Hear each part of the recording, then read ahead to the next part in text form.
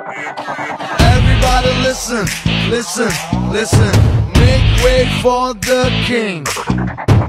Everybody listen, listen, listen. Just watch the way he's gonna swing. Alright? Hey! Pinnai teendum kadiravan, endai ellai taandum katrivan, kaattai erikkum neruppivan, kai pattal kodikkum neerivan. ஹரிசாவோட நான் பண்ணுற 10வது படம் அது. எனக்கு 25வது படம். இதை நான் இந்த இடத்துல சொல்கிற ரொம்ப பெருமையாக நினச்சிக்கிறேன். நான் சூர்யா எப்போ ஏறும்னா அது எப்படி எடுத்திருக்காங்க, அதோட டேக்கிங் எப்படி இருக்குது, சினிமாட்டோகிராஃபி எப்படி இருக்குது, அதில் யார் நடிச்சிருக்காங்க, எப்படி கொரியோகிராஃபி பண்ணியிருக்காங்க, இதெல்லாம் வச்சு தான் அதோட வேல்யூவே வந்து பயங்கரமாக ஏறும். ஸோ அதனால் ஃபஸ்ட்டு வந்து டோட்டல் க்ரூக்கு நான் நினைக்கிறேன் அந்தளவுக்கு ஒரு வெற்றி விழா கொண்டாடுற மாதிரி ஒரு ப்ரெஸ் கூட்டாங்க.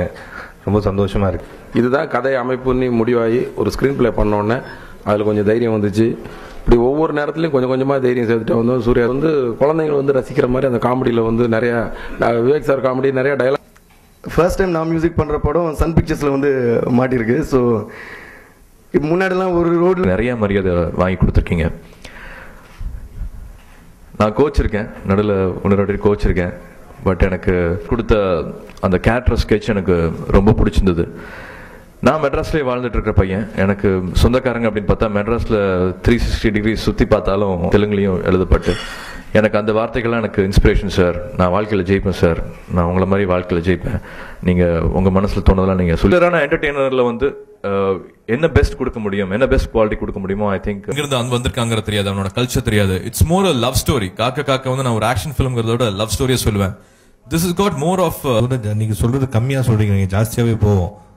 இன்னும் நாங்க பிசினஸ் க்ளோஸ் பண்றீங்க. மனைவியை லவ் பண்ண ஆரம்பிச்சாரு. அந்த வேலையை வந்து இன்னொரு ஸ்டேஜ்ல வந்து வேற ஒரு மூட் அவருக்கு வருது. ஸோ ஒரு பொண்ணை லவ் பண்றதுக்கும் மனைவியை காதலிக்கிறதுக்கு உள்ள வித்தியாசம் அதில் வந்துச்சு. மனைவியை காதலிக்கும் போது அதோட பவர் இன்னும்